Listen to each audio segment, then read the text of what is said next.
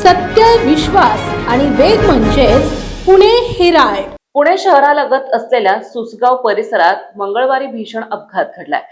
सुस नांदे रोडवर भरधाव वेगाने जाणाऱ्या आरएमसी ट्रकने दुचाकीला जोरदार धडक दिल्याने 18 वर्षीय तरुणीचा जागीच मृत्यू झालाय. अंजली शंकर साळवे असं मृत तरुणीचे नाव आहे. या घटनेचा व्हिडिओ जवळील सीसीटीव्ही कॅमेऱ्यात कैद झाला असून तो सध्या सोशल मीडियावर व्हायरल होतोय. मिळालेल्या माहितीनुसार मंगळवारी सायंकाळी सुमारे 5:30 वाजण्याच्या सुमारास अंजली साळवे ही दुचाकीवरून सूस नांदे रोडने जात होती.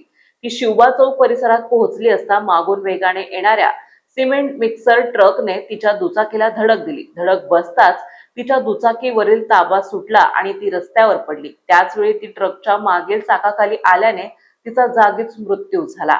हा अपघात इतका गंभीर होता की घटनास्थळी उपस्थित असलेल्या लोकांना मोठा धक्का बसला.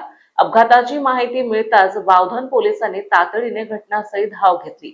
या प्रकरणात पोलिसांनी ट्रक चालक राजपाल कसबे याला ताब्यात घेऊन अटक केली आहे. तसेच सुरक्षेच्या नियमाचे पालन न केल्याच्या कारणावरून सूर्या कन्स्ट्रक्शनचे मालक गणेश कलशेट्टी यांच्यावरही गुन्हा दाखल करण्यात आलाय.